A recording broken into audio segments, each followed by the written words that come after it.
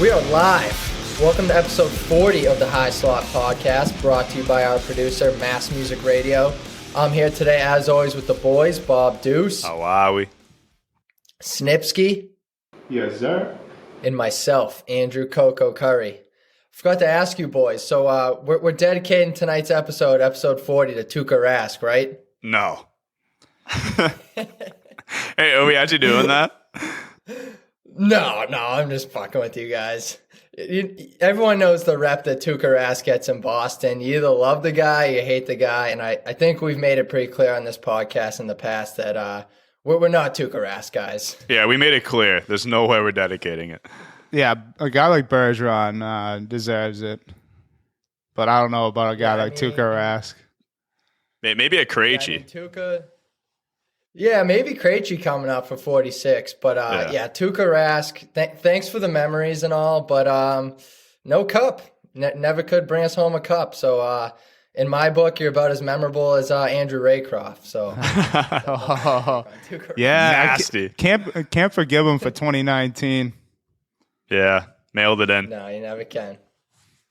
But yeah, no, this will not be the Tuukka Rask episode. But yeah, recent news, boys. You enjoy your Valentine's Day? Snipsky, what'd you get Bob? I gave him a noogie. No, he didn't. Yep. Dude, I spanked him. I don't think we even saw each other yesterday, to be honest. We fucking live with each other. I don't think I didn't even see him at all yesterday. Yeah, well, you're coaching. You're like busy like on Tuesdays, right? I'm busy all the time. What do you mean, dog? Paper chasing out here. Whatever. Yeah, he's still chasing Doug for that money. Oh, shit. You better hope he doesn't listen to this. Yeah. He's going to come down there and fucking ragdoll you. Nah, you told me. But yeah, no, Snipsky, I figured you'd get Bob some nice flowers, chocolates, maybe take him out to dinner. Nah, he's got to take me out to dinner. Vinny would never take me out to dinner. Hell no. Cheap bastard over here. Snipsky walking out on the bill, hitting the bathroom. Pull the old biz, the good old biz. Oh, yeah, I go to the bathroom. You see the check, the waiter coming. He gets bubble guts right when the fucking check comes. Oh, yeah, be right back. Classic. How about you, Coco? I had a good Valentine's Day. I did my part, got some roses for Bailey and Franny, little chocolates, and I had a nice dinner and some wine. So, yeah, couldn't ask for much better than that. Yeah, when you sent me the picture of the wine, good side. I was so jealous. I was like, "Fuck, Apothic is so fire, dude." The Apothic Red. Yeah, you can't beat that. To be honest, did you bury the bottle? No, you can't. Yeah. Oh yeah, bottles Donzo. Recycled. Yeah, Apothic Red, best wine in the game. My personal opinion. Yeah. If you haven't had it, go check it out. No free ads, but yeah, Apothic Red. Maybe they'll listen. Yeah, my V-Day was good, though. My V-Day was good. Hope yours was good as well. What were your boys' thoughts on the big game on Sunday, the Super Bowl? I think the script went wrong. I think the Eagles were supposed to win. After, 100%. They the NFL definitely wanted them to win because that one play where Jalen Hurts threw a screen and the dude legit caught the ball and made a football play and just got blown up, and it was a scoop and score, and they're like, "Oh no, it was incomplete." I was like, here we go." Was that Miles Sanders? I don't even know who it was. It might have been a wideout. Yeah, but it was crazy, dude. And after that, I was like, "Oh, here we go, another fixed Super Bowl." And then I think Patrick Mahomes just outplayed the script. Goodell was probably pissed off that the Chiefs won that game. Well, I mean, you could say it was scripted for the Chiefs too, because that holding call. That was a hold, though. Yeah, you could have said either way, both scripted either way. But I think it has to do with a lot of Patrick Mahomes just being the it factor, and all those Philly bettors out there crying. Did you see the video of the guy hitting the emoji crying? He hit the this.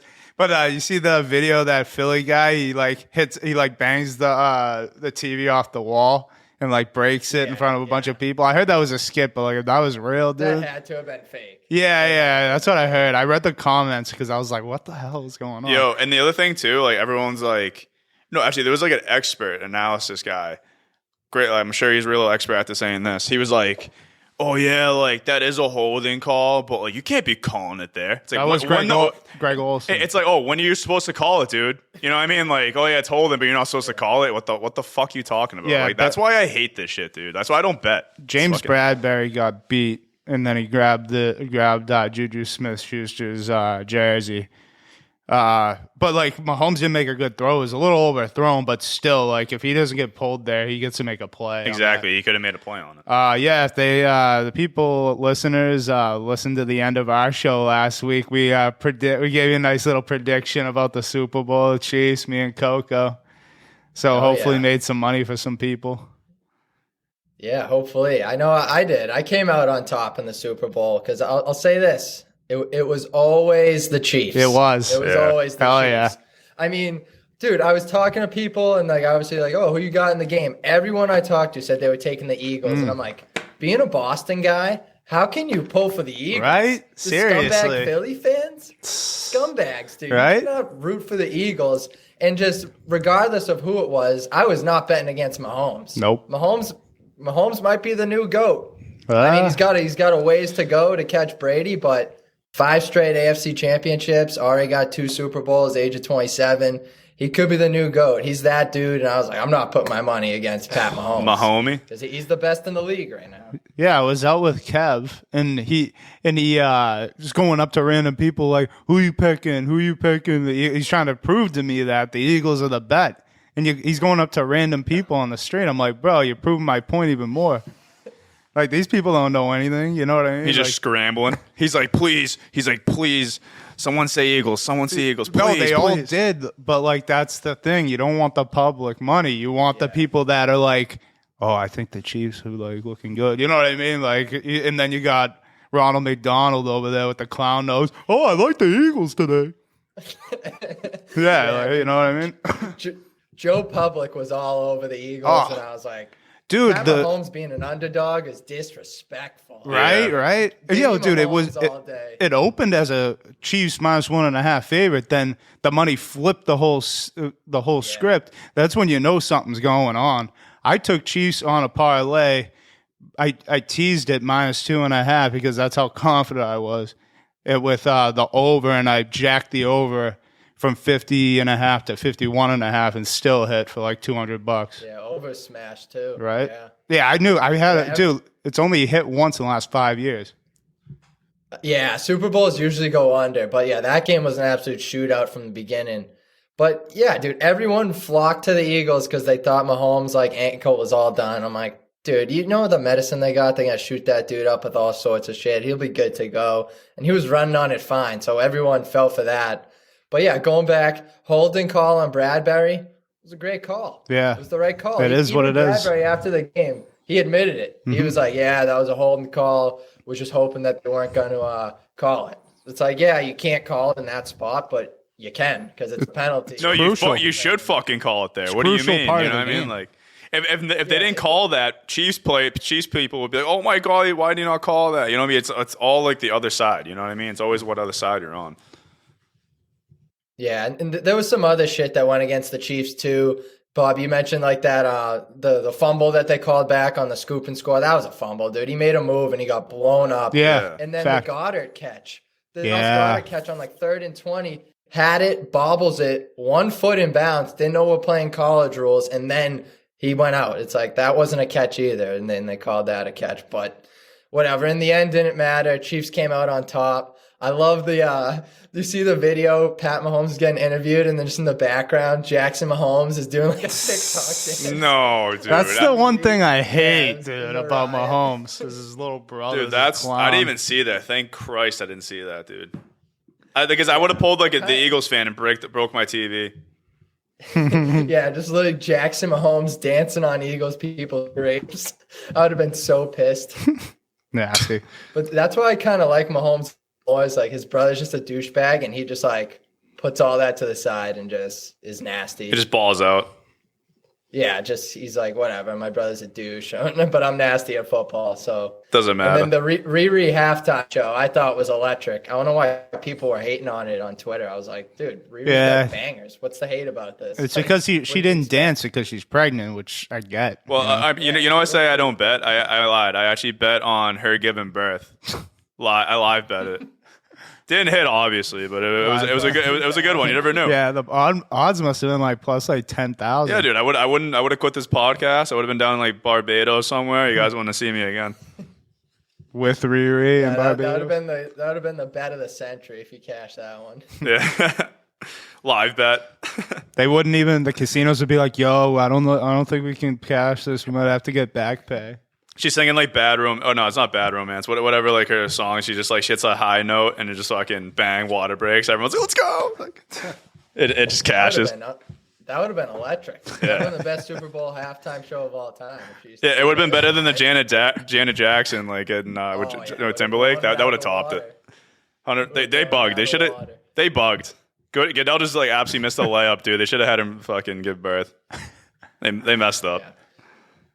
Overall, pretty solid Super Bowl. But yeah, I've lost interest in like the NFL throughout the year just because it's 100% scripted. Like the refs just determine outcomes of the games, and like I can't bet on that consistently. Like hockey is just like better team wins. You know, who wants it more? Yeah. But yeah, I'm kind of out on the NFL going forward. I'll do like fantasy, but I'm not even really paying attention to the regular season. The Pats are the Pats. I don't know if they'll be any better. So.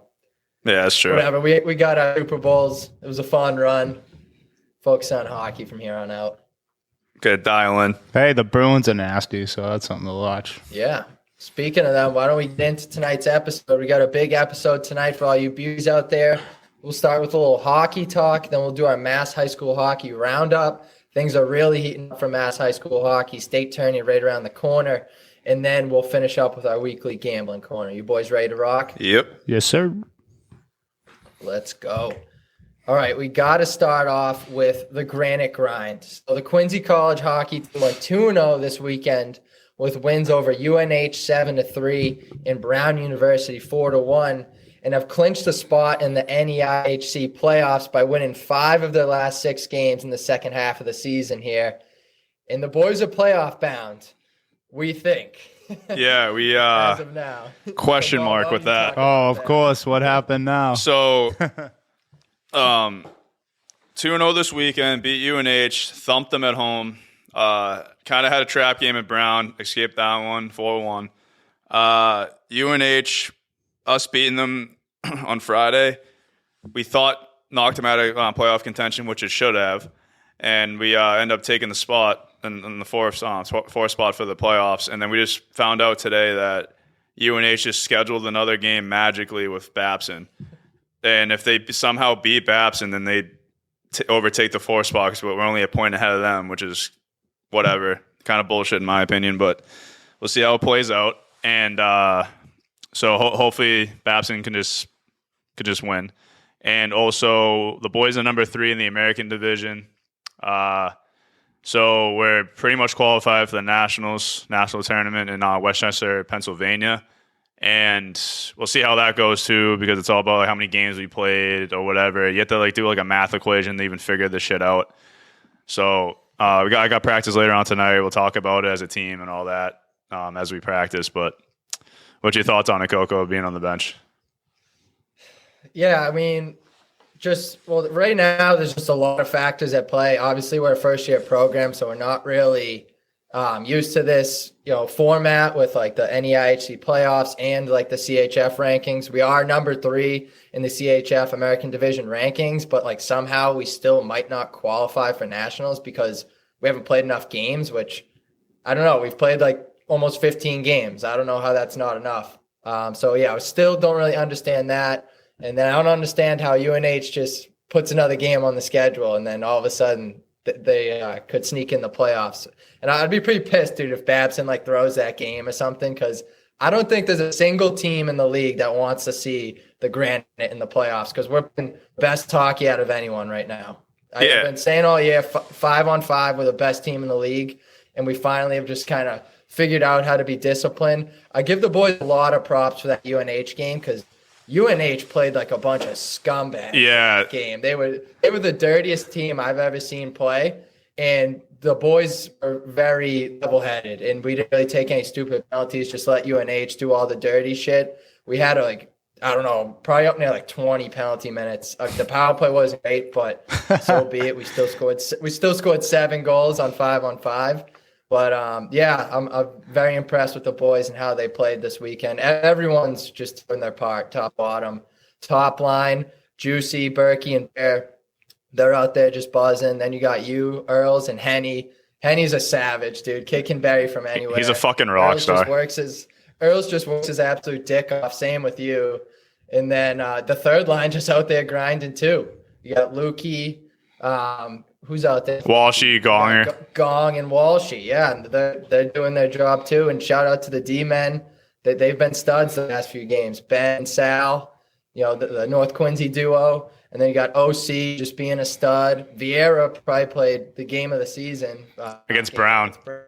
He was our spark plug out there. Yeah, he was buzzing. And then you got Potsy and Milne too. They're out there, producing. Just everyone, top to bottom. Asher and Net. It's just really clicking for the boys, and I really hope that we can get into both the NEIHC playoffs and Natties, because I really think this team can make some serious noise. And I'm telling you, no one wants to see us right now. Nobody. Yeah, dude. Like, touching back on the UNH game, dude. I've never seen a team unravel so quick in my entire life. It was crazy, dude. Like, it was like the first 5 minutes. I think I assisted Early's goal to make it 1-0. Like, we're just like real quick. I think it was like our first or second shift. Like I dish it over to Early, he scores, and then after that, UNH just starts just like throwing F-bombs, MF bombs. Oh, you're a community college. Oh yeah, go shoot up. Like blah blah blah. You're from Quincy, you Quincy rat. It was like the most like insane shit I've ever heard in my entire life. It was like I like UNH is supposed to be like a great school and all. I'm sure it is.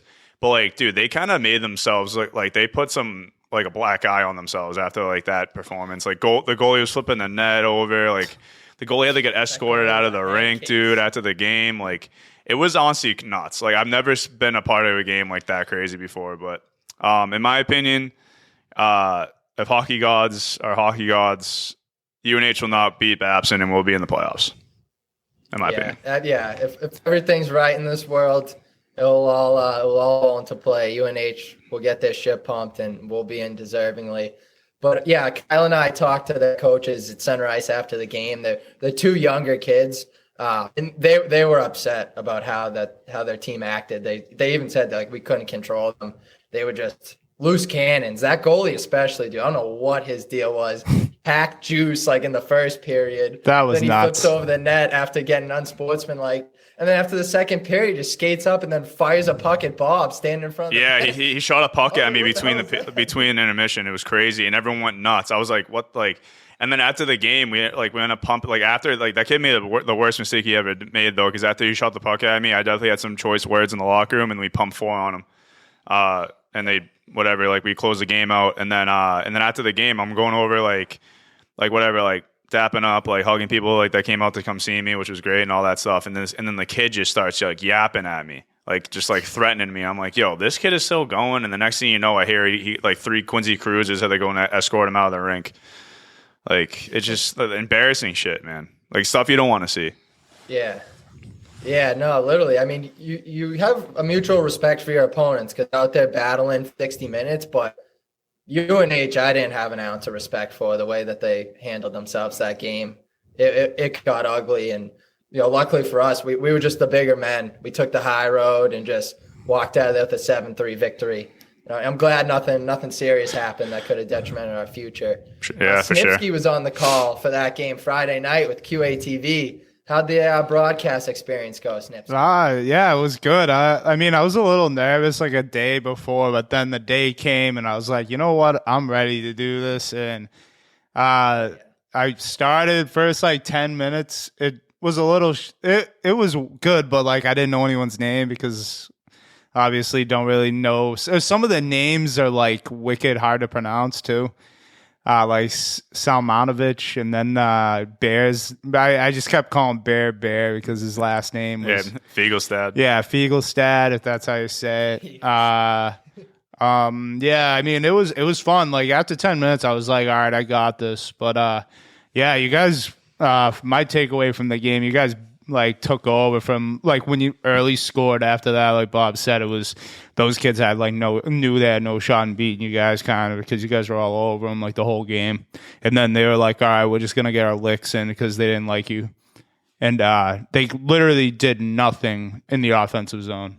After like halfway through the second, like halfway point of the game, it was just.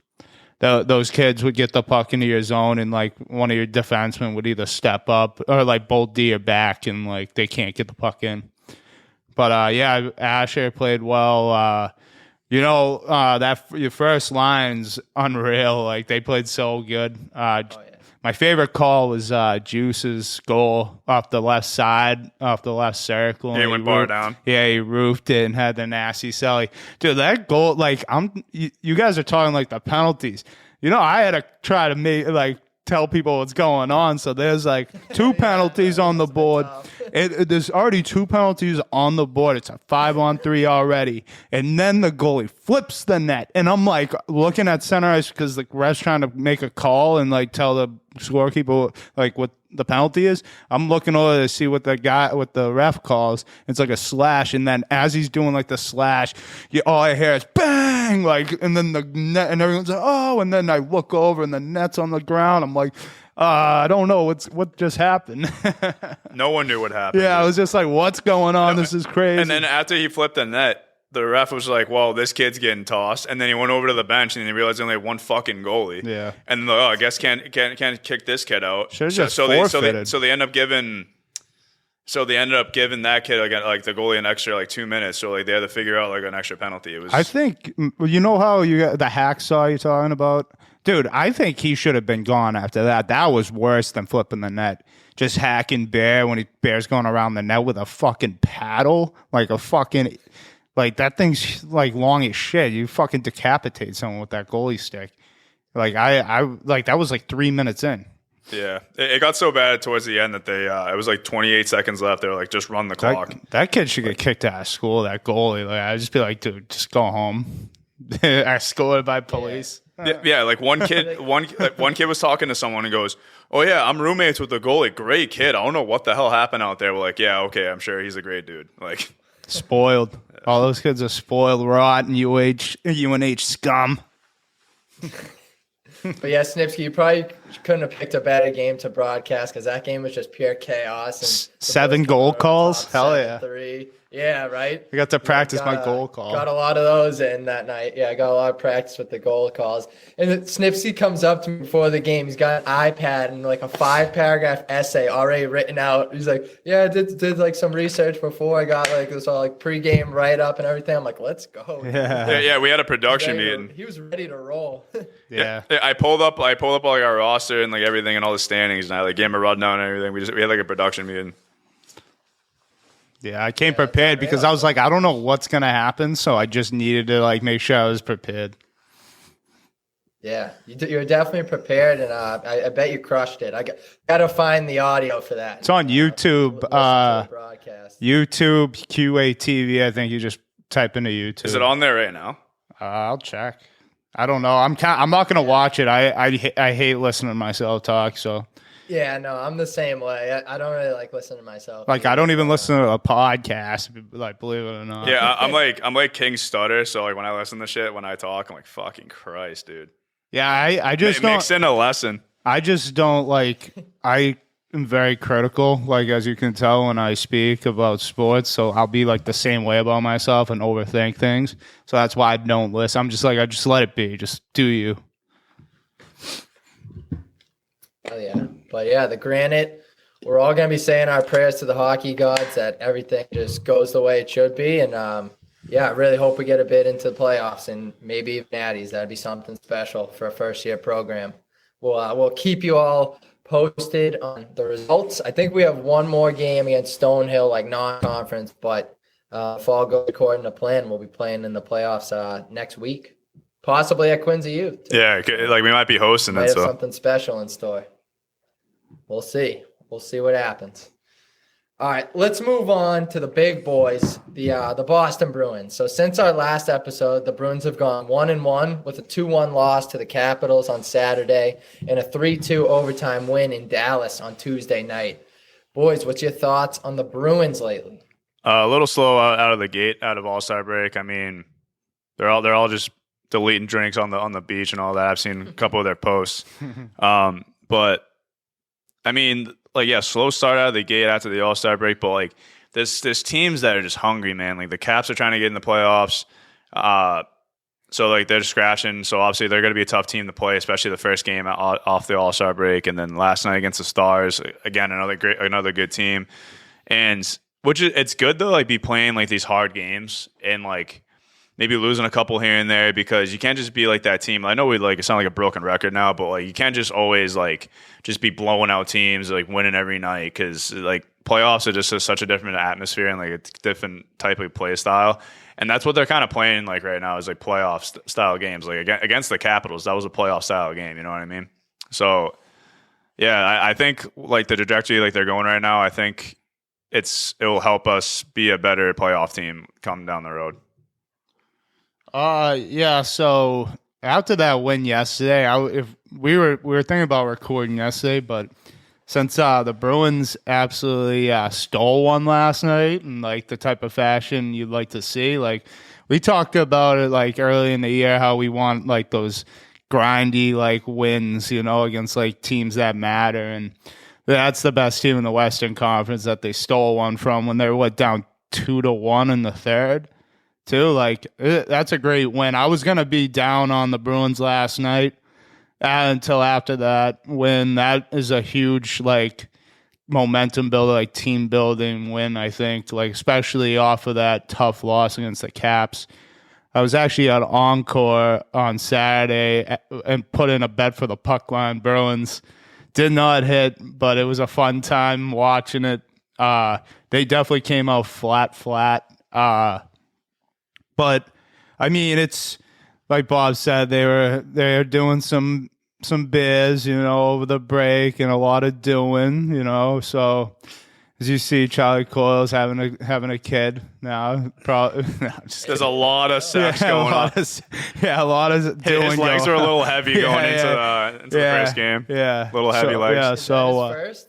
Is that his first kid? Yeah, I think so. Yeah, I saw something on social media yesterday. Yo, that kid's gonna come out with like 13-inch biceps, a 6-pack, No, it's a fucking girl. pecs. It's a girl, I think. Probably, I don't give a shit. Still coming out with 6-pack and everything. But yeah, so that was a huge win, especially. I'll have to personally I'll have to personally welcome Charlie Coyle to the fatherhood club. Right. Yeah, you have to. Yeah. Yeah, that put a smile on my face yesterday. Like with all the other Valentine's Day posts that make you feel like shit, that's the one that I was like, oh, I'm so happy. I'm happy for him. But like I was gonna say that that Dallas win was big for Jim Montgomery too, to get show his old team what's good. Like I mean, it was his fault why he got He's fired, like this. I put down the bottle. I'm gonna fucking smash it over your head. Yeah, something about he got his. Something about he was drunk at a Christmas party. We've all been there. Come on. Yeah. Dude, that's why they fired his ass? No, I think it was something they said that's what it was, but it wasn't. It was like he was, but they didn't say what it was. It was like he was drunk, but I think he was probably in the bathroom with someone's wife or something like that. No, or he was just one of those, he was like the drunk uncle, just like talking conspiracies. Everyone's like, all right, Jim, we got it, too. Yeah, they would have done something worse, I think. Talking your ear off. Yeah. Sweating. Yeah. Sweat on his bald ass head. Yeah. All right, Jim. Yeah. He swam through his dress shirt and he has like a vodka soda in his hand and he's like spitting in your face, like whatever. He's like, yeah, so fucking dude, the aliens, dude, 2023, the year of the extraterrestrial, dude. I'm telling you. It's like, all right, Jim. He's going. His tie's like half undone. Yeah. He's going. A couple buttons undone too. Going skiing in the bathroom stall. Yeah. They're like, we're gonna get rid of this guy. Monty party's hard. Yeah, but this is my first positive review of the Bruins. I'm actually like kind of loved that win last night. So consider me in on the Bruins right now. Hell yeah. I mean, yeah, the game against Washington, we definitely looked a little rusty. It was the first game in 10 days after the All-Star break. You know, sometimes time off is good for like recovery, but too much time off can also be just as bad as it is good. And like I said, they're probably enjoying themselves, maybe a little too much, but that's kind of deservingly so. They got the best record in the NHL. I'd be boozing my face off over All-Star break too if I was them. But I think one thing that I think kind of sparked that win in Dallas, I don't know if you guys see, if you watch Behind the B, but the Bruins players all brought their siblings on that road trip to Dallas. Yeah. And I think that was actually perfect timing for them because it seemed to really like lighten the mood and help forget about the fact that the Bees had lost for their last 5 going into that game. And there was a video on Behind the B when Boston scored the game winner in OT. And it's Greer's brother. He just blasts a hole in the ceiling of the press box they were in. That's and awesome. then Bergie's brother's like hugging him after they won. They got like beers in their hand. They're like, let's fucking go. That's unreal, He dude. just blasts a hole in the ceiling, like throws his hands off. You see like the ceiling tile come down. It was hilarious. Yeah, the fucking Yeah. I don't know if you saw some of the pictures on their Insta showing the siblings. Zaka's sister. Rocket. Yeah, she's a rocket ship. What about DeBrusque's sister? You seen her? I didn't get a look. Oh, it's in our. Somebody sent it to us in our messages at the high slot.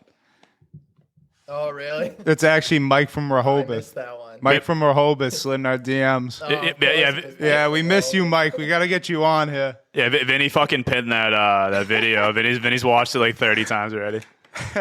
What? No, it's no video. It's not a video. Yeah, it's for research purposes.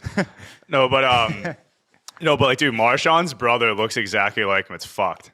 Do you what see it? about Patrice Bergeron's brother? He looks like Patrice too a lot. I didn't see his brother. I think he looks more like Patrice than I think Marshawn's brother looks like Marshawn. I don't know. Marshawn's brother looks like Marshawn a lot. Bergie's brother's a stud, dude. He looks better than Bergie. Well, yeah, Bergie's broken his nose like he's a 20 stallion. times, though. You know what I mean? Like, Yeah, Bergeron's definitely broken his nose. Bergeron went through like fucking like the Great Depression, dude. Like the way he looks, like fucking Bergie. He looks like the old Italian gangster, doesn't he? Yeah, dude. He like broke his nose 20 times. Like, dude, he has a punctured lung and shit. Wow. It was an NHL it was the Bruins story that DeBrusque's sister was on. Let me actually do some more research on this. I'm pretty sure I saw her at a bar. So she like party. I think she lives in Boston. Oh, word, where? Probably. Like every yuppie from fucking Canada, like fucking Minnesota, come over here. But good thing, she's not bad. Good thing Sagan's not still on the team because they have to be hiding their sisters if he was out there. He'd be shooting P flares left and right. Oh yeah, 100%. He's like, But yeah. What'd you say? no, go ahead. Oh, I was gonna say he's just gonna be like, it'd be like, yeah, I'm at this bar in Boston on his story, like, and tag like the Bruins in it, and like, like tag like DeBrusque and DeBrusque's assistant. I'd be like, yo, I'm at this bar, hit me up. Yeah, I'll just be firing out DMs. Sicko. But yeah, back to the hockey portion. Allmark though, he's just nasty. He stole us that game last night, but he can't keep bailing us out. That's the thing, because come playoff time, you can only rely so much on your goalie. He's been a huge part of our success this year, but we're relying on him a little too much. And I think the Bruins got to go out and make an addition at the blue line. And if they don't, for whatever reason, that's going to hurt us in the long run. We need defensemen. I've heard names in the rumor mill. We'll get that spinning in just a little bit. I've heard Vladislav Gavrikov on Columbus. He's been sitting out because he's looking to get dealt. Same with Jacob Chikrin. And I've heard Jake McCabe's name in the mix too. I think if the Bruins go out and get any of those 3 guys, I'd be extremely happy. The Gavrikov guy is actually interesting. I've been reading up on him. He's 5th in the league in penalty kill minutes. He's like a stay-at-home D guy, big body, loves to block shots. That's what we need. Sounds just like what the Bruins need. Yeah. I mean, Chikrin would be fucking nasty because, like, dude, he can do everything. Yeah, he's a stud. He can play D. He's locked down. He can play both sides of the puck. You can play him. You can put him on PK or power play. Like he's a stud, dude. I want a guy that you didn't mention. I kind of want Luke Shen. Yeah, I've heard his name in the mix too. I just want Would to. love a Chikrin, but I just don't know how much the Bruins have in the pipeline to give up to go and get Chikrin. You know what I mean? Like a big name like that, they're gonna want a lot in return. Give him Don So I Sweeney. don't know what we have to offer, but maybe one of those role guys. Adding more depth on the blue line can't hurt us because I know some guys are a little shaky come playoff times. Won't throw anyone on the bus just yet. Save that for playoff time. But I think we need more depth on the back end. Isn't like Chicharin making a ton of money? 4.6. That's not bad. Yeah, that's not bad. I think that's what it says here on Hockey DB. We could afford that. But like also I don't know. I don't know if he's like a playoff. I want a guy that has been in the playoffs. Like that's what I would trade for, and something you don't have to get a lot of. Because like he's played for the Yotes like his whole career. Like, is he really like gonna help you that much in the playoffs if he hasn't like been experienced there? I look for just a guy that's like older and like will put somebody through the boards, you know. A Grizzly vet. Yeah, like a guy that's not a flashy, you know, like you already went and got your Lindholm last year at the deadline. That's like all skill right there, and then you just got to get a guy like Johnny Boychuk. I wouldn't say Chikrin's like all fucking flashy though. He just plays defense very well. Like he's just a really good defenseman. Yeah, I mean, Chikrin would be so nice, dude. Imagine McAvoy, Lindholm, and Chikrin as 3 of your top 4. Yeah, that'd be insane. That's so good. If we don't go to the Eastern Conference Final with that top 3 decor, I'm fucking just. I don't even know what I would do. So good. I want it bad, but I don't know. I don't know if the Bruins have enough to give for him. But I'm hoping Sweeney has to make a move here at some point. Now, while we're on the topic of trades, why don't we talk about the second blockbuster trade in the league in as little as 2 weeks, as Vladimir Tarasenko has been traded to the New York Rangers in exchange for Sammy Bly, prospect Hunter Skinner, 2023 additional first-round pick. Boys, thoughts on the trade? Sanko going to the Big Apple. That's an unbelievable trade because him and Panarin are absolute boys, and they went tic-tac-toe for Vladimir Tarasenko goal in their first shift. And they just pumped who I forget who they were playing. Was they Kraken or something? Yeah, it was the Kraken. Yeah, because I took the under in that game. Yeah, sick bet. But well, I mean on the pod, obviously, but yeah. No, but you sounded so sad there. Sorry, but well, it should have been a lock for the under. It was like 6. But yeah, they look like a way better team with Tarasenko. Like Trouba's been stepping up too on that team too. So like all the pieces are kind of coming together for that team because they kind of were slow out of the gates, but now they're starting to pick it up a lot. Yeah, Tarasenko's my boy. It's funny that we like had the last podcast and I said something about him in the interview with those Quincy college boys. Yeah, Berkey texted me and was like, "Hey, that's kind of crazy. Your brother's just talking about Sanko," and then he got dealt. Like yeah, because that's who I said I modeled my game after. I was young, but I love it. Obviously, I'm a big Tarasenko guy. You can never have too many Russians on the same team. You know, I love that. I wish the Bruins would go get a guy like that, but they don't. They don't need dirty it. Russian. Yeah, they don't need it. But I mean, hey, why not? I don't know. Does he make a lot of money? I don't. If he does, I'd be like, nah, I'm all set. Yeah, the Bruins, for us to win the Stanley Cup, dude, like someone we need to pick up is just like a Russian that hasn't showered in like a month and a half. You know what I mean? Like, yeah, that's fact. You're speaking my language. Yeah, we need one with like a gold chain, he just does like Axe body spray showers every morning, but just has nasty hands and just fucking goes bar down and shit. Yeah, and he does UFC on his own like off time, you know. And chain smokes cigarettes too. Wrestles baby bears when he was younger. Preferably Paul Malls. He's a Paul Mall guy. When's the last time a team has won a Stanley Cup without having a dirty Russian on the team? Yeah, like, dude. I don't think there has been. Dude, do you think Kucherov showers? There's no way. No chance. Yeah, that's he looks like saying. a rat. Looks like vodka and beer like 24/7.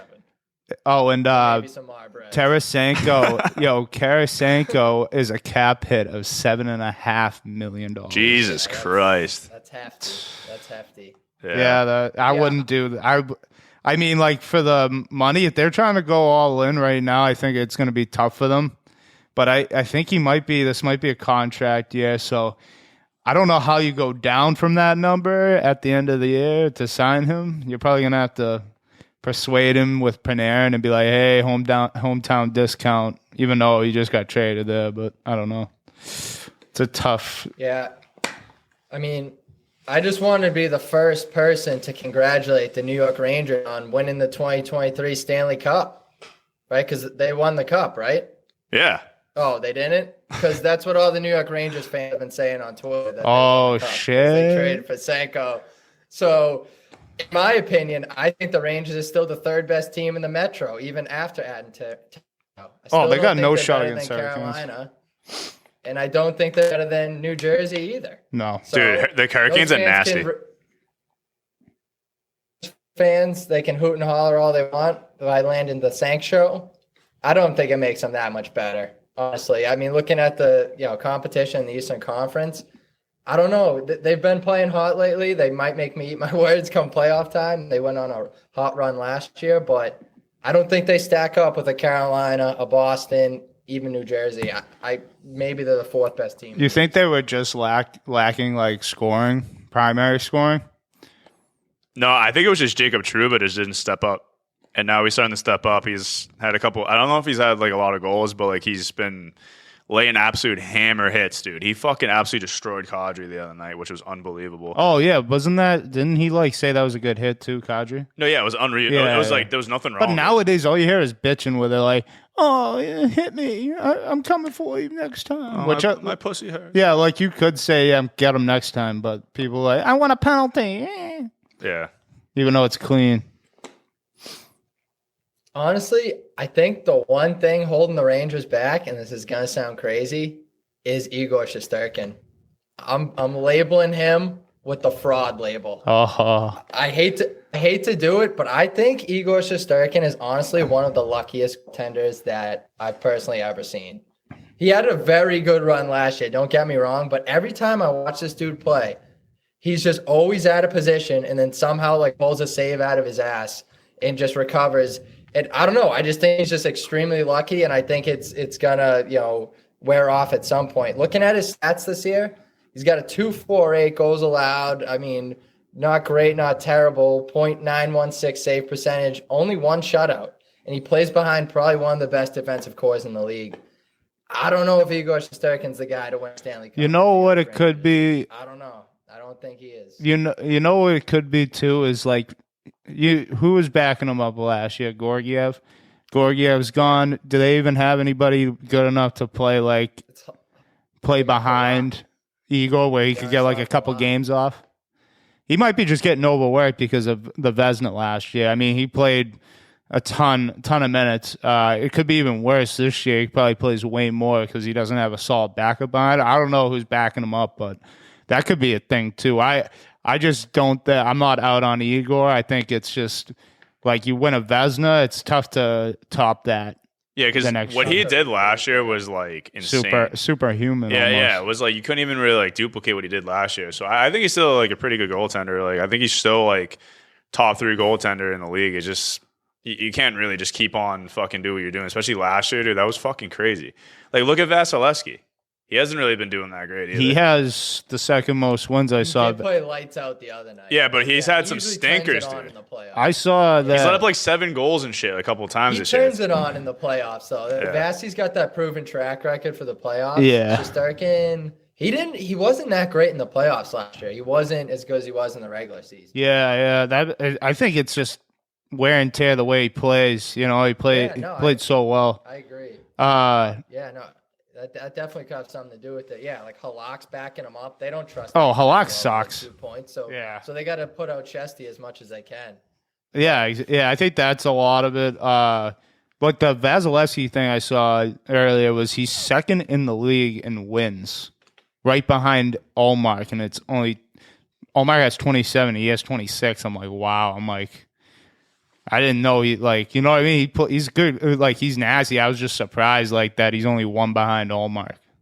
Because like if you looked at like how the Lightning play and like Vasilevsky by far like that's crazy that like he's only a game behind Leonis because I watched Vasilevsky this year. He's not as like dominant as he's been in the past couple of seasons. You know what I mean? Because like they don't have like that good of defense this year, but because I think one of their defensemen went down with an injury, if I'm not mistaken. But yeah, he's let up like there's been a couple of games where he's let up like 5 or plus more goals or something like that. Yeah. That's not Vasilevsky. Like he usually lets in like 2 or 3 a game. That's it. I think. Well, I heard that Hedman hasn't been playing that well like the first half of the year, so that could be it too. Like they're just they grind. This team has been like, how many games have they played in the last like 4 years? The Lightning, wear and tear because they go like Eastern Conference Finals every year at least.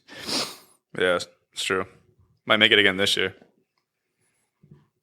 But yeah, put it on the record. I'm the first person to congratulate the Rangers on their Stanley Cup this year. Gary Bettman. Well deserved, Rangers and Rangers fans. Well deserved. That's worked hard for that one. Yeah, I love it. I love the beef. Love it. Coco, Gary Bettman over here. Already giving out the Stanley Cup. Well, the fans said they won. I'm just going based off what the fans have been saying. I love it. Coco's giving the FU. Giving you the FU. Great social media marketing, just catering to your audience. Exactly. Right? Me and Rangers fans go way back. All right, while we're on the topic of trades, the NHL Trade Deadline is right around the corner, March 3rd, only a few weeks away. So who are some names that you boys have been hearing in the rumor mill, and where would you like to see them land? I already talked about how I want Chicharin in Boston, but it's probably not going to happen. That's a pipe dream. There's been talks about – this has been going on for years, though. Probably the past couple of years about Patty Kane going back to Buffalo or like whatever the fuck they're going to like send him. But like it makes sense because that's his hometown or whatever. So like, I guess that'd be kind of sick too because the Sabres are an upcoming team. If they get like someone like a legend like Patty Kane into that organization, especially it's because of his hometown, playing with fucking Tuck, Tage Thompson, Tuck, whatever. And like Thompson's a center too, so you could just pluck him on the wing. Yeah, and then they have a nice and Bronson Dylan team. Cousins. Yeah, Dylan Cousins. Oh, yeah, that's his name. And like he would kind of fit in pretty good with that team because like they need like a one veteran guy because Okposo isn't that guy for them. I mean, like he's the captain and shit, but like Patty Kane, those ugly ass jerseys though. No, he'd make him look good. Yeah, dude, I don't know. I think Patty Kane's Sabres jerseys would be like the top like fucking sold jersey if he gets dealt over there. Yeah. I mean, I love Patty Kane. I've always loved him. Mm-hmm. And I actually had him on my list of Patty Kane going to Buffalo. I would love to see that happen, going back to his hometown and playing with that young core. But I'm honestly getting sick and tired of hearing about these Patty Kane trade rumors because it's like you said, Bob, it's been going on for years. And I don't know, no disrespect to Patty Kane, but he's kind of washed. Is he really going to make that big of a difference at this point in his career? I don't know. Yeah, I'm just sick and tired of kind of hearing his name being thrown around and like nothing happening with it. It's like make the damn deal or just stay in Chicago and retire a Blackhawk. Already a legend, and you've won multiple cups. But he could be. He's kind of washed up in my opinion. I think the thing is if they do send him over to Buffalo like that, he would be like 1 or 2 years max left in his career because I think I think he's gonna get dealt over there just because of like the whole retirement aspect because he's from Buffalo. He just had his. I don't know if he's gonna have like a second kid. Super cool to see. Yeah, he already has. He just had a kid like a year ago, whatever, and like whatever. Like, what if him and his family move over there and then it just like right off to the sunset in Buffalo? You know what I mean? But or he could be retire as one of like the best Blackhawks of all time because it's such like a treasured franchise. Like they've been around. Original six. The Jet just passed away. You know what I mean? Like he could just retire like that. The organization's like mint. It's like top 5 organizations in the league. Just make a deal, send him somewhere, or just stay in Chicago. Just like enough of the talk about it. It's just getting old. But Snipsky, is there any rumors you've been hearing swirling around? Yeah. So I actually saw this on. I think it was on Instagram, but it was like a Photoshop. You know, they put the guy in the jersey or whatever equipment before he's there. So I saw one, and it's Erik Karlsson, Toronto Maple Leafs. That would be a power. That would be a power move for the Leafs. I would throw up. Fuck that. Power move. Throw up. And if he becomes a Leaf, I'll be pissed. Dude, he's top 3 in scoring right now. He's having a nasty year, dude. But yeah, imagine how much better that would make the Leafs, though. That's the move they gotta make. No, that's racist. We gotta veto that.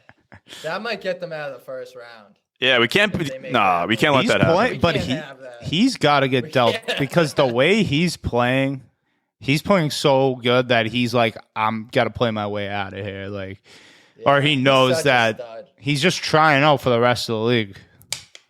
Yeah, Carlson's such a stud, dude. I've always loved him. When he was on Ottawa and when he was in his prime, he was like by far and above the best defenseman in the league. Erik Karlsson, one of my all-time favorites. I'd be very disappointed to see him go to Toronto. That would make me very sad. I had Erik Karlsson. You know where I'd love to see him go? I'd like to see him go to Dallas. After last night, they got a good team. Put him up with Heiskanen on the back end. Heiskanen's nasty. That's dangerous because they kind of lack like an offensive defenseman. Most of their guys are like stay at home. Karlsson to Dallas. What? No, Shazo? No Shazo? Call him up. You got the offensive defenseman. Let's go. He'll get his moment. Maybe not this year, but hopefully sometime. I mean, if they get Karlsson, it's gonna be a while until he gets his shot. Yeah. I also had Timo Meier. His name's been thrown around a lot. I think him going New Jersey Devils would be a great fit. Devils already have a pretty stacked young core. Getting like a veteran like Timo Meier up there, it would make the Devils really dangerous. Probably not a good thing for the Bruins. And then I had Johnny Taves, another guy who's been thrown around. I had him going to Toronto. Canadian guy going to Toronto, end of his career. They could use him. What just pull a Joe Thornton? Just ride the pine. Yeah, he's definitely not what he used to be, but I think Taves going to Toronto would be a pretty good fit. And then Chychrun, as much as I love him to go to Boston, I think him going to LA, the Kings, would be a sweet fit. For him. Everyone's been talking about that. On the black and silver, Chychrun. I've seen that all over Twitter, dude. I think it's going to happen because they're talking about it on Twitter a lot. The whole Chychrun Kings. Wait, where are the Kings like really that like they're probably a playoff team, right? Yeah, but they're like just. Oh yeah, they're 2 points out of the Central. Yeah, Pacific. Yeah, 2 points out of Pacific lead. Yeah, they're having a good year. Yeah, I've always been a Kings guy. I picked them last year to beat them winning the Pacific this year. The Pacific division. Preseason pod. I had them winning the Pacific. Yeah, Kings are always a tough out. They always got a good scrappy team, you know. Like as long as Anze Kopitar is there, you know. Yeah, they'll be dangerous. I think they need to go and get a goalie too because they've been riding like Johnny Quick and Phoenix Copley. Yeah, Copley's been gonna get the job done. That was a hell of a move getting rid of that bum. What's his name? And getting Copley. Pedersen. I thought he was the guy.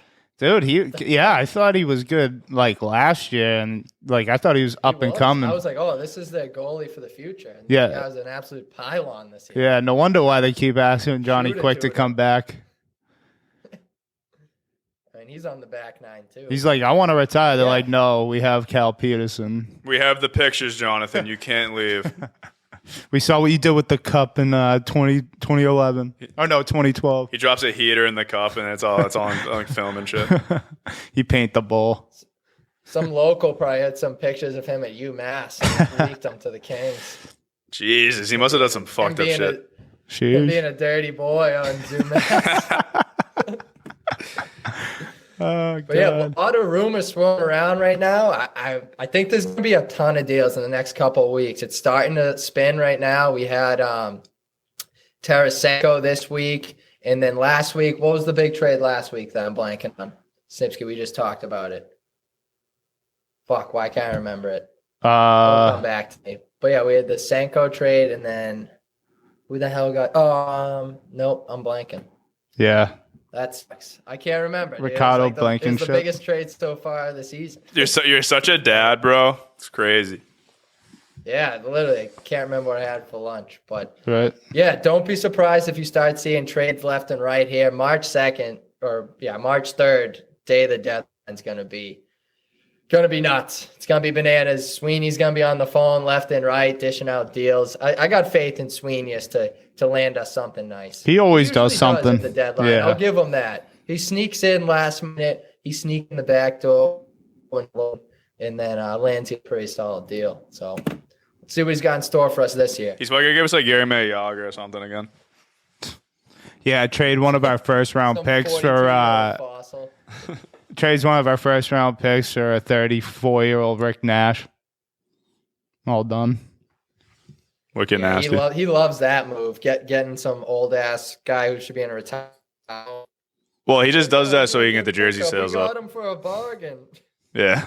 He's like, yeah, the Jacobs family just wants more jersey sales, so we're just going to get someone that was nasty like 10 years ago and just have their name on our jersey.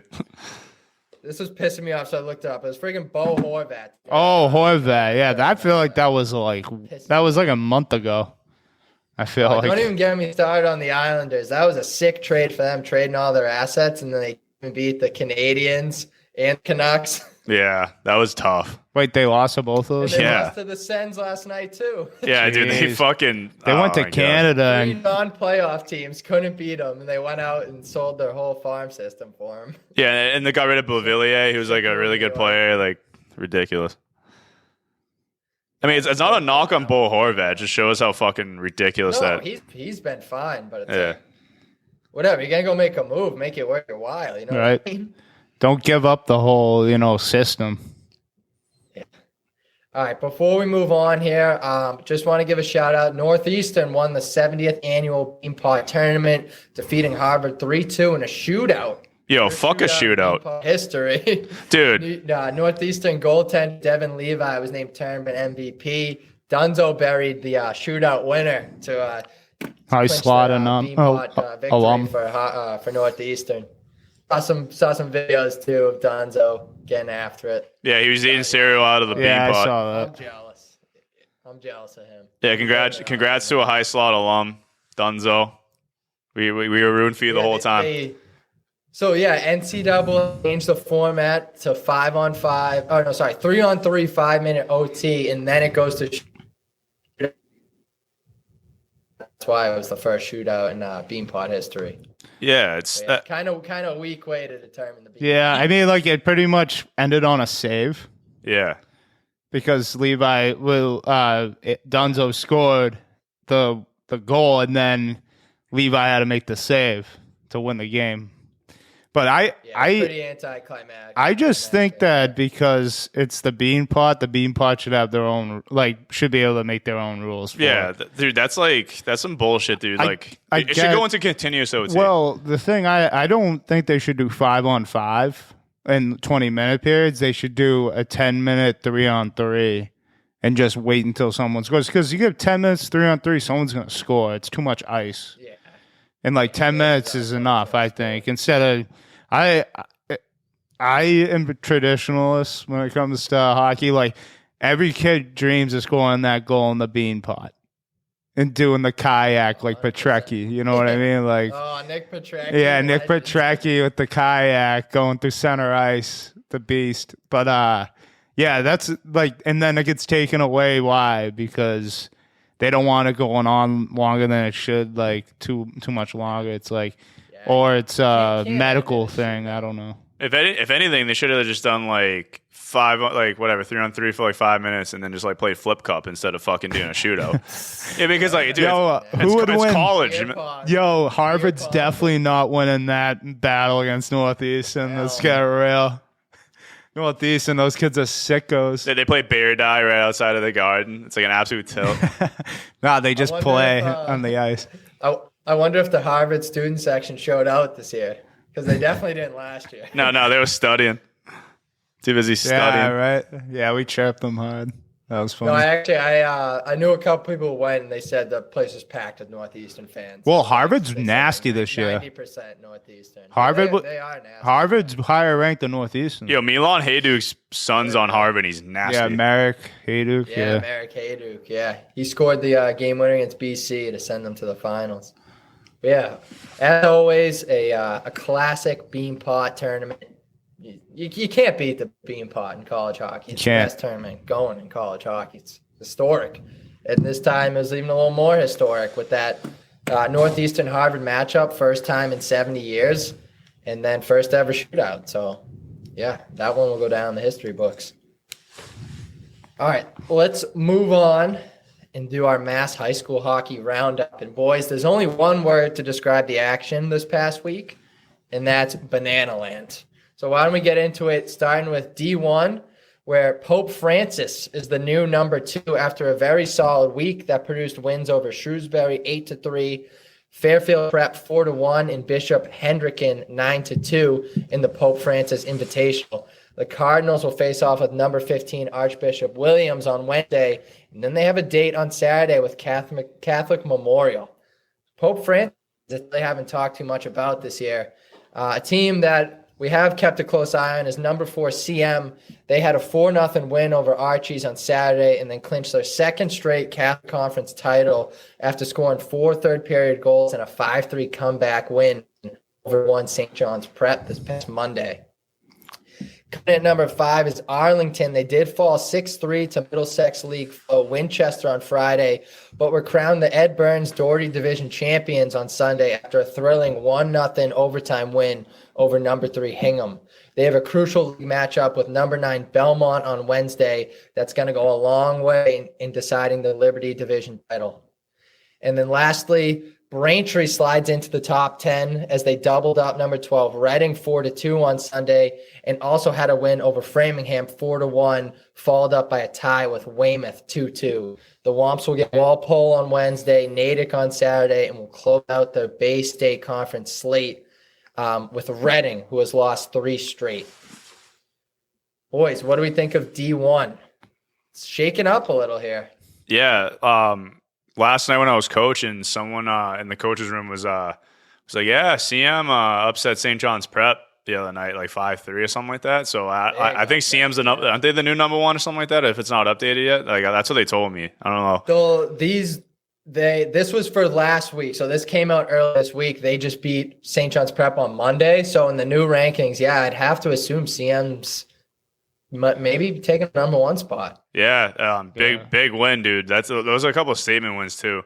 CM just like turn it around, like because like for the past couple of years they haven't really been like. I mean, yeah, they've probably been like a competitive team, but they're back to like their old ways. So I know we've been kind of stroking them off every week, but like they kind of are deserving of all the talk because they're just dominating right now. Yeah, I'm gonna say choo choo all aboard the CM train. Let's go. I'm taking them to win it. Hell yeah. We're good right now. What'd you say? I said, yeah, they're playing real good hockey right now. It's getting close to the end, and that's a big win, upsetting number 1. Yeah, that's a win you want towards the end of the season here. Take some momentum into the tournament.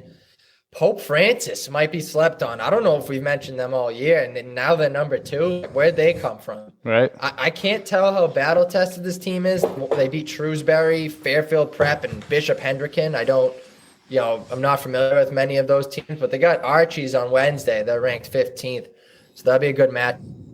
I think if my memory's correct, Pope Francis made a pretty deep run in the D1 tourney last year, so. Yeah, they could be a sleeper team, and I really like Arlington, number 5 ranked team. I saw some highlights from their 1-0 win over Hingham, who's ranked number 3 in that Ed Burns tourney that was on Hockey Night in Boston's Instagram. They look like a gritty-ass team, and they have nasty jerseys too. They're like maroon and gold, kind of like BC colors with the striped sleeves. So, yeah, Arlington could be my team this year. I like them a lot. And then a local South Shore team like Braintree popping in the top 10. You love to see that. The fucking Womps. Womps. All right, let's move on to D, where Tewksbury had a very impressive week that culminated in the Ed Burns Tournament Bryn Division Championship. That kept them in the top spot in the Hockey Night in Boston D2 rankings.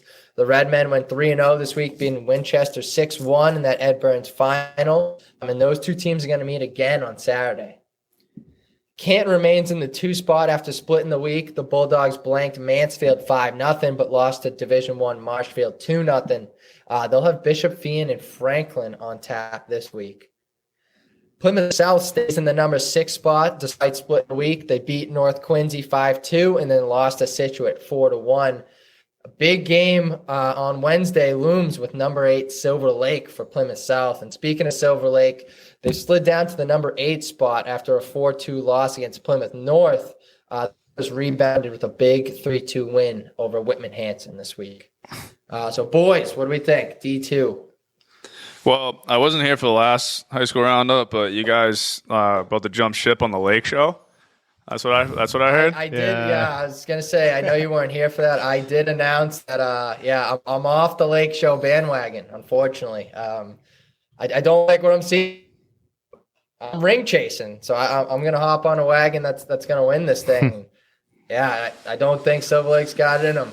I'm off the wagon. Unfortunately, I knew you'd be crushed by that news, Bob. Yeah, I'm a loyal man. I had to do it. I'm a loyal man. I'm gonna stick with my guns. The Lake Show, dude. Like, especially beating a Whitman Hanson team. I've seen that team play. They're fucking good, Whitman Hanson. So if they can beat Whitman Hanson, man, I think they can beat most teams in that league. And I'm gonna keep it going because I know that it's probably a gritty team. It's Silver Lake. Like, I know those Kingston kids, they're pretty gritty. So I'm gonna keep rolling with the Lake Show here. And of course, Can's gonna stay up there. Tewksbury, I've seen a couple of their highlights on Hockey Night in Boston on the Instagram. They're good. They're like, they work hard. They're legit. Yeah, they like, I wouldn't say their goals.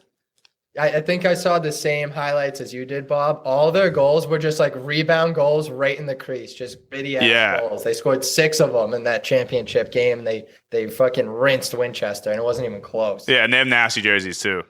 They're pretty cool jerseys. Yeah, they like Rangers, right? Yeah. Rangers. Oh, that's dirty.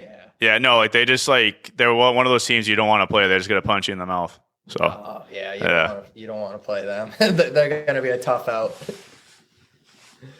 All right, let's move on to D3, where Linfield, number 1, continues to roll along, remaining in their top spot in the D3 top 10. They had a 5-1 win against Pentucket and a 6-1 win against Rockport, Manchester, Essex. What? Ipswich. /Ipswich. Say that 5 times fast. Rockport, Manchester, Essex /Ipswich. That's who they beat. I wonder where they're from. I think Rockport, Manchester, Essex, and Ipswich, Vinny. I think that's where they're from. The Pioneers will have their unbeaten record put to the test this week as they face D1 Bishop Fenwick on Wednesday. Oof. And then they'll head to Martha's Vineyard as they're scheduled to take on Hopkinton Saturday in the first round of the Farley Dickinson tournament. Number 2, Scituate clinched the Patriot League Fisher Division crown with a 4-1 win against Plymouth South and a 5-2 victory against Hanover. The Sailors will be at Barnstable on Wednesday. Number 3, Medfield notched 2 more wins, 4-1 against Ashland and 7-3 against Norwood. They improved to 14-2-1 on the season, and the win over Norwood clinched the Tri-Valley League title for Medfield. And then coming in at number 6 is Watertown. They moved up a spot after a 1-1 tie with Melrose and a 2-1 win against D1 Burlington. The Raiders will take on Lowell Catholic Wednesday in the opening round of the Spark Cup. Boys, D3. Gotta respect D3. That was our division. Oh, no, we were D2. No, we were D2, yeah. D2. Yeah, we were D2. All right. Yeah. We bumped down after we left. But still, you gotta respect it, Division 3. Those lower division teams are scrappy as hell, and they want it just as bad. So what's your thoughts on D3 this week? It pains to see that Scituate won the Patriot League. Because when we played, we had a lot of battles with them. We ended up taking it from them one year. And I heard that they ran up the score on North Quincy this year. And it was a pretty disrespectful run-up. And come on. Damn respect. Yeah, just have some sportsmanship, guys. We get it. You guys are the fucking sailors. Oh, look at me. I can sail a fucking boat. But you guys can't just be running up scores. Come on, especially against our North Quincy guys, all right? And your vineyard vines, bullshit. Yeah. Yeah, you guys wouldn't win a street fight. That's for damn sure. Hell no. The greatest thing out of Scituate's Ryan Whitney. That's about it. Yeah, no, we pronounce Scituate with a H instead of a C. It'd be Scituate. Nah, shit. Scituate. Wow, that was one a little far-fetched. Yeah. I know. I tried. It's all right. You know, a comedian always goes up in bombs, let's see what works. It does hurt, though, seeing Scituate clinch the Pitcher League division or Fisher division crown, because that was ours for 4 years running. Yeah, it was ours. With North Quincy, so they're all up at the Quincy Youth. Scituate taking that home. Wish it was still in Raider Town. But, yeah, Linfield's been rolling, but they're playing Rockport, Manchester, Essex/Ipswich, so I don't know what that really says. They're facing Bishop Fenwick, which I heard the program's a little bit different than when we faced them, Bob, because I remember we faced Fenwick one year in a little scrim dog before the season. And we absolutely rinsed them, dude. We were like, what are we doing scrimmaging this D1 team? We're about to get rinsed. And we absolutely came out and pumped them like 9-0. No, I think it was so bad that we got sat in the third period. I think we both had like a hat trick each, and they sat us. We didn't touch the ice. Yeah. So I heard Fenwick's a different team, so maybe that will be a decent test for Linfield. I really like Watertown, though. They went to the D3 finals last year against Hanover. They've kind of been slept on this year. They got out to a little bit of a slow start, but they're kind of rolling now up to number 6. They had a big win over a D1 team. Division 3 beating D1's always impressive. So, yeah, I might be hopping aboard the Raiders bandwagon come playoff time. Yeah, I'm down for that too, because I just want we need a Raiders team, you know what I mean? Raiders, go. Feels good wearing the black and red again. Yeah. The Raiders. All right, let's move on to our final division. Norwell continues to set the pace in the boys D4 top 10. The Clippers beat Cohasset Hull 4-0 to improve to 16-1 on the year. They have Dartmouth and then East-West Bridgewater on tap this week. Number 2 Sandwich avenged an earlier season loss to Barnstable by beating them 4-2 on Saturday. The Blue Knights clinched the Cape and Islands Atlantic title with the win. They'll face number 7 Martha's Vineyard on Wednesday.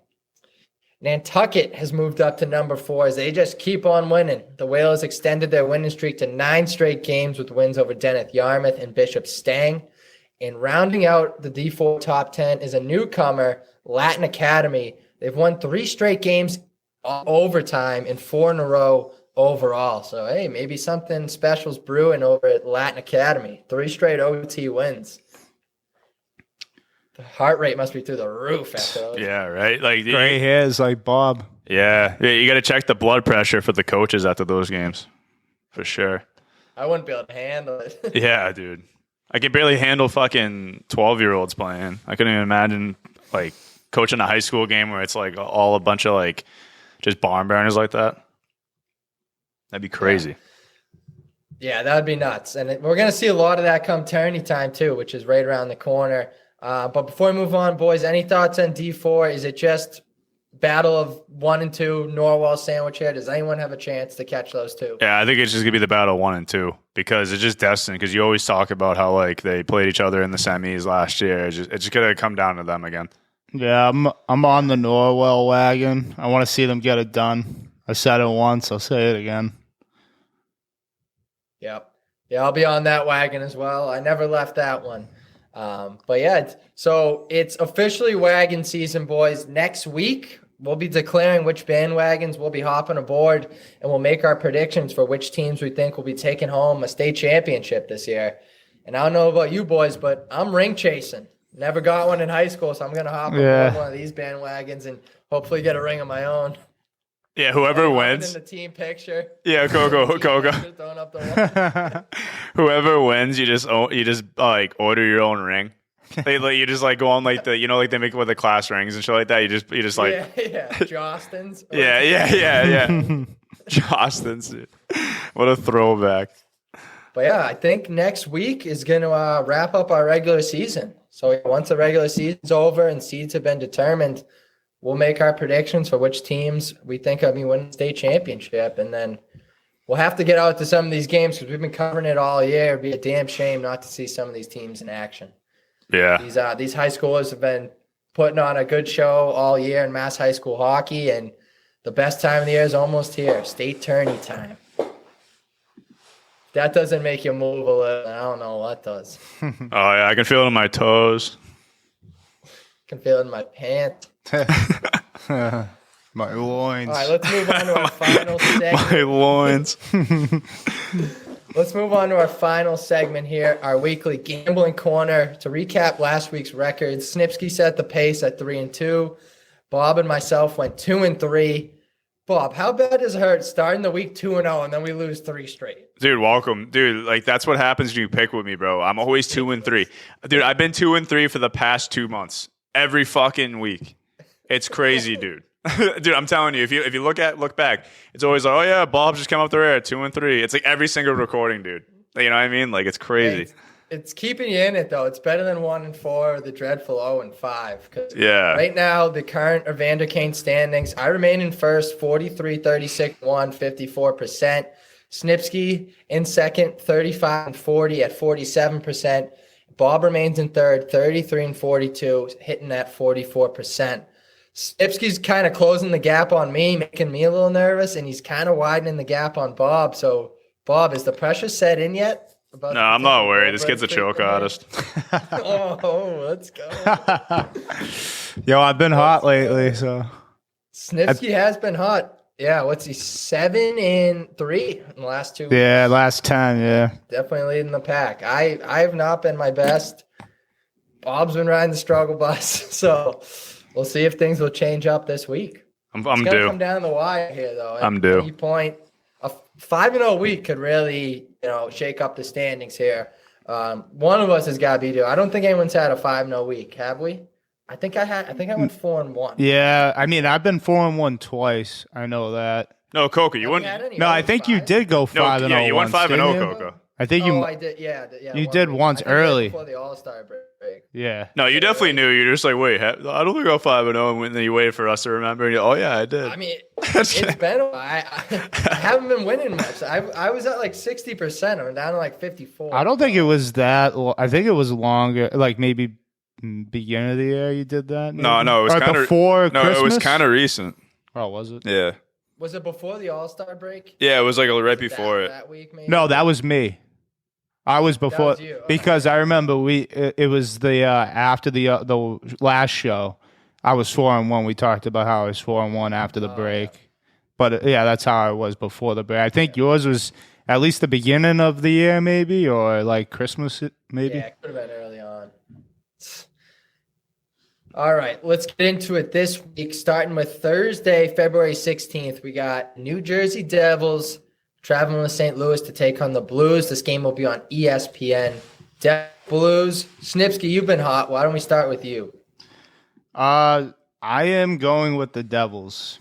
Last time they played, Devils lost. Got puck lined actually by the Blues.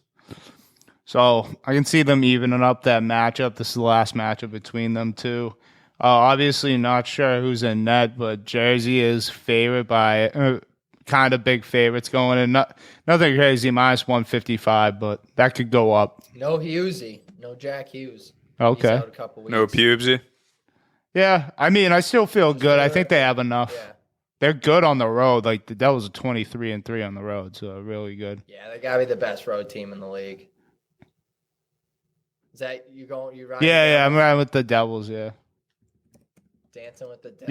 you know, I'm a Blues guy, but the Blues have been like 500. Not really that great this They're year. hit or miss. They're hit or miss. Bob, what are you thinking for this one? I'm gonna do Blues reverse puck line. Blues keeping it close. Yeah. O'Doul's to the campfire. The first pick. I was like, I gotta make up ground. Dude, that's only for the under, you fucking idiot. Oh, all right, relax. You're not even picking a team to win. You're hoping it's a close game. It's kind of the same thing. Sportsmanship line. Yeah, technically. Like, bet the puck line, okay, bud? Like, make it interesting. I did bet it. The reverse puck line. That doesn't I'm going to count. stay away from a side here. I'm going to go with a total over. Give me the over in this one. Bennington's been miserable. And even if they go with the backup, who is it? Rittich? No, not Rittich. Who the hell is that back? He's a bum, too. Yeah. He's a bum. Yeah, his name's Bum.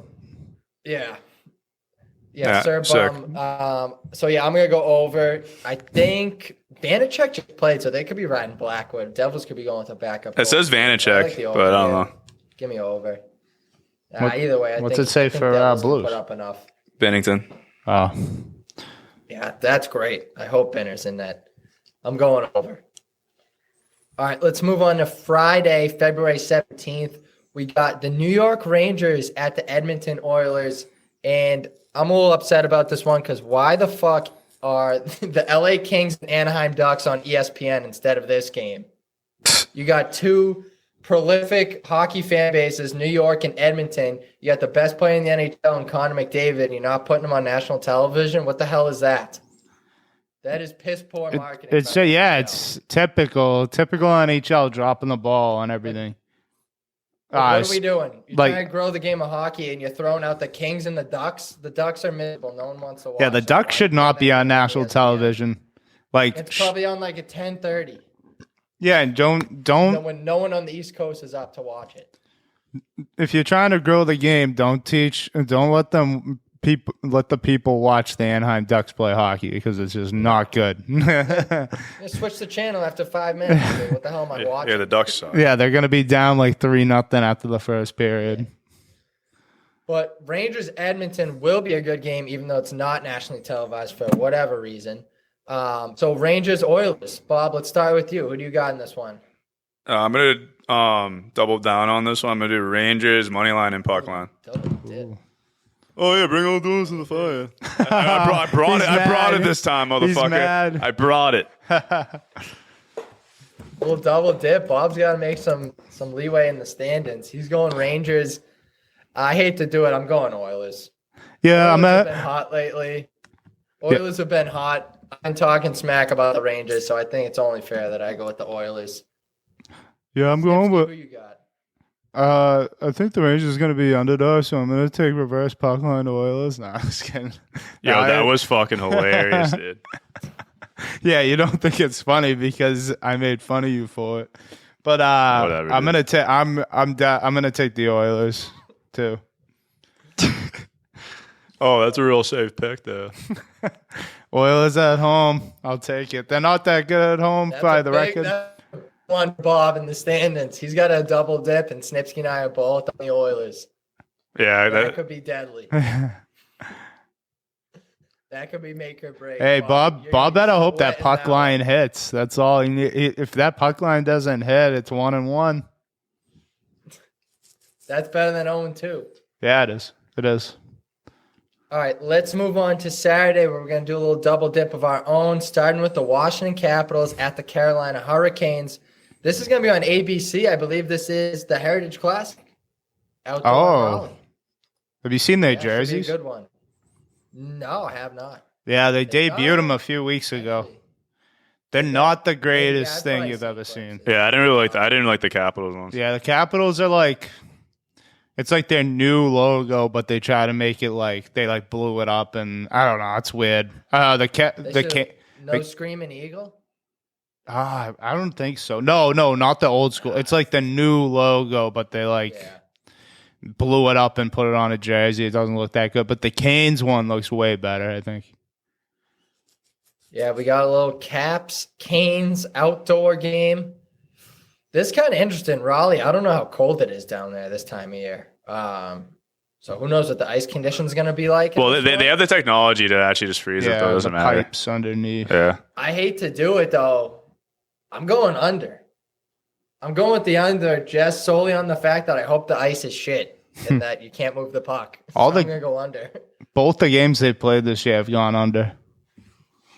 Love it even more. Give me the under. Oh, duels, baby. Give me all of them.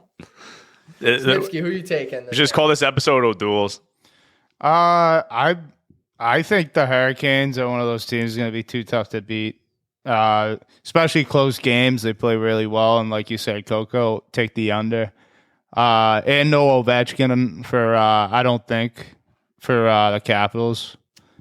It could be game time decision. Yeah.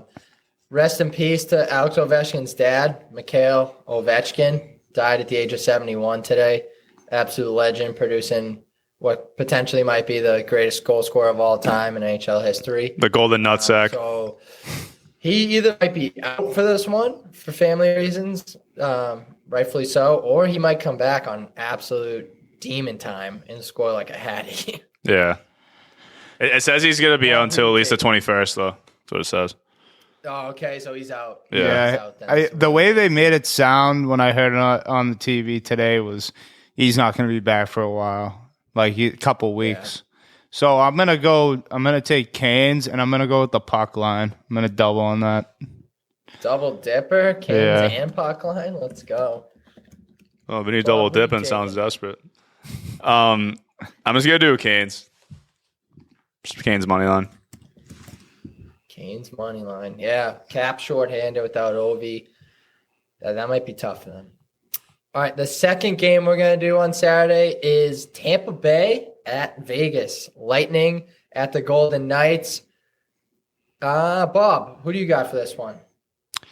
I don't know. Like, you got the Knights on a 3-game heater. Well, I think it might be more than a 3-game heater, isn't it? Oh, no, 3-game heater. They're both teams are. Yeah, that's gonna be a tough one to pick, actually. I'm gonna go with Tampa Bay because I feel like every time I pick Tampa Bay, they do well for me. I'm gonna go Tampa Bay here. That was my exact thought process. Is that whenever I pick Tampa, they usually do me well. So I'm also riding Tampa Bay. Let's go. I can't not take them. Yeah, I mean something has to give here. I mean, there's.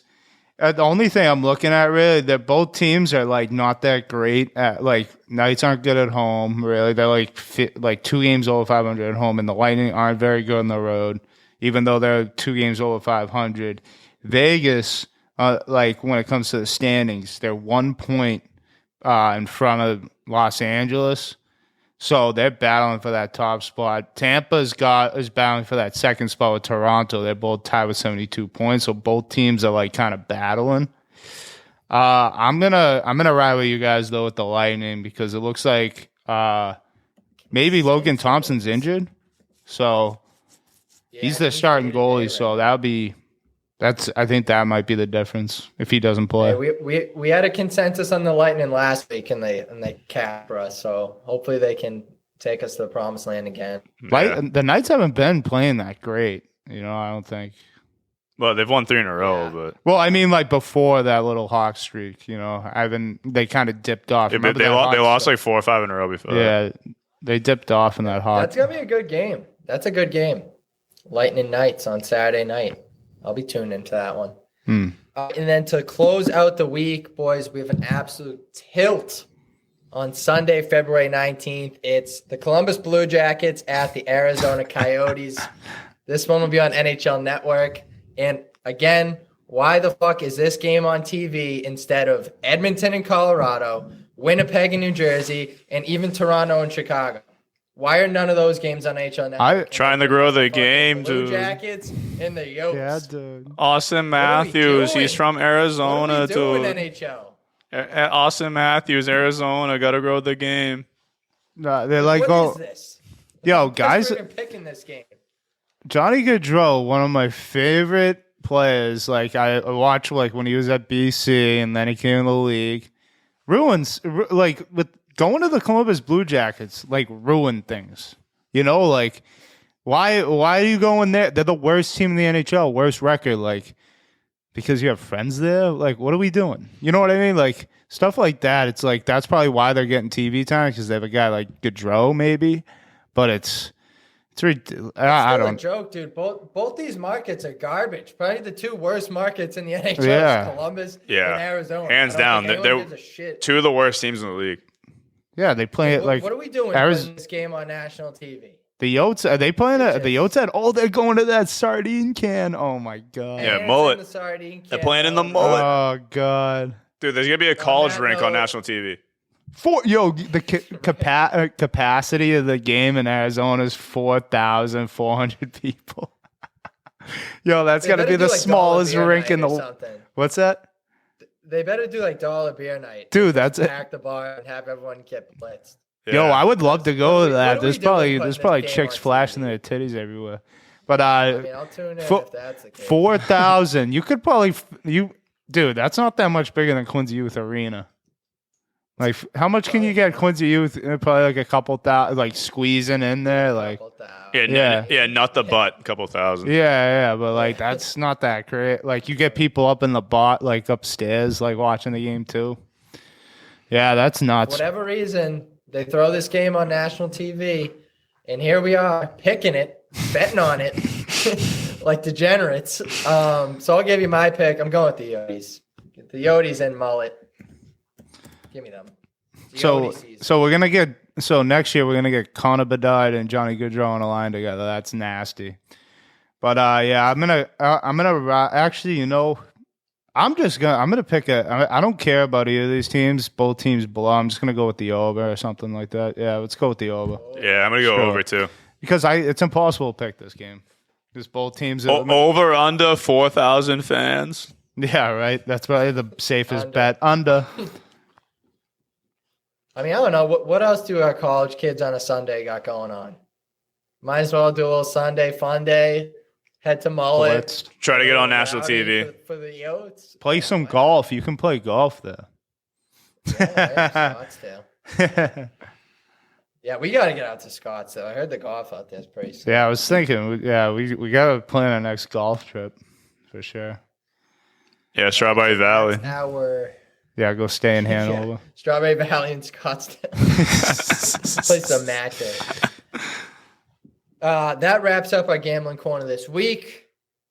Before we sign off today, Bob, we missed you last week, so we need you for a fun fact of the day to take us away into the night. Yeah, this one's definitely going to take you into the night. It's going to make you look over your shoulder a little bit more. Oh, boy. As many as 50 serial killers are on the loose in the United States as of right now.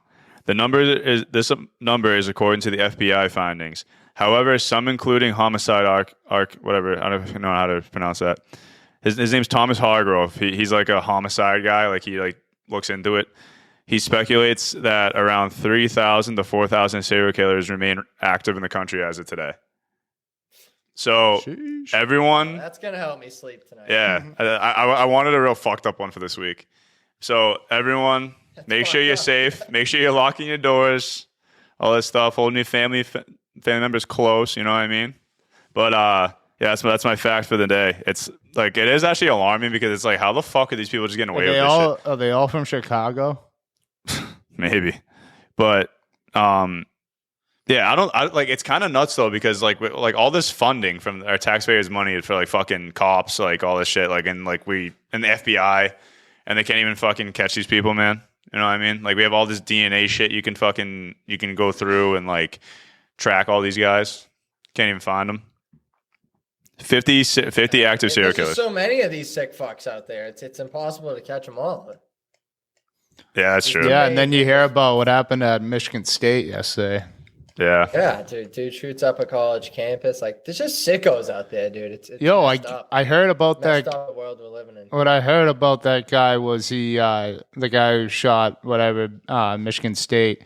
He was like went nuts and then lived in his backyard where he lived. He used to shoot his gun. Like, how are you allowed to just shoot your gun in your backyard and like get away with it? You know, and like aim at stuff. That's crazy. Yeah, that's definitely not allowed. If my neighbor, I see my neighbor just like shooting like something, like aiming it in like the backyard, I'd be like, yo, I don't know. Yeah, how is this for sale? Makes you think. Yeah, right. He lives right next to me. I sleep with one eye open. It's actually a very fitting fact, Bob, because I've been ripping Criminal Minds lately, just binge watching it. Yeah. I can't. They just profile all those killers and then just like pinpoint them and grab them right away. It's sick. Yeah, dude. Fucking Criminal Minds. When I first started watching that, I was just like, damn. I'm like, I gotta lock my fucking door.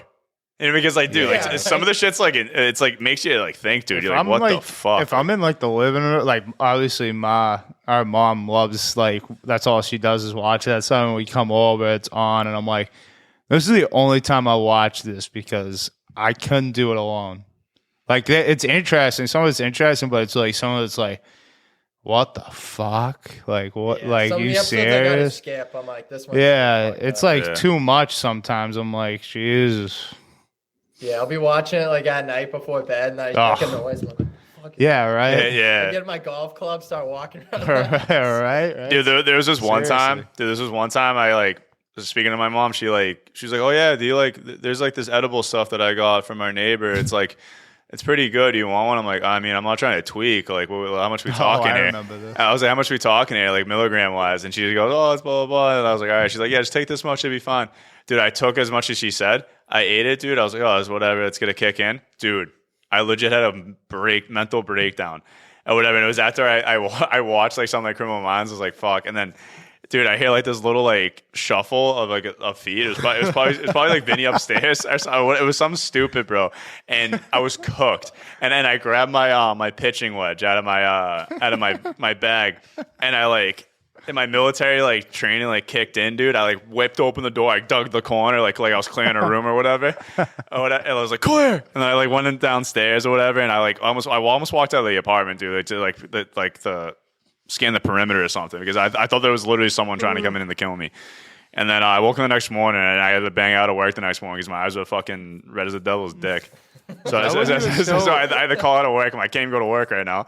And then I called this was like a while ago. And then I called my mom and I was like, yo, like, you tried to fucking kill me last night? And she was like, what? I'm like, I legit like had like one of the worst experiences of my life. Like, what the fuck? So that was the last time I ate an edible. I was about to kill me. Yeah. Weapon, though. Yeah. If Vinny or Coxie was like outside in that door, they were catching it. Like they're like I was gonna cracked. Yeah, they were gonna get cracked. I sleep with my pitch wedge next to my bed, dude.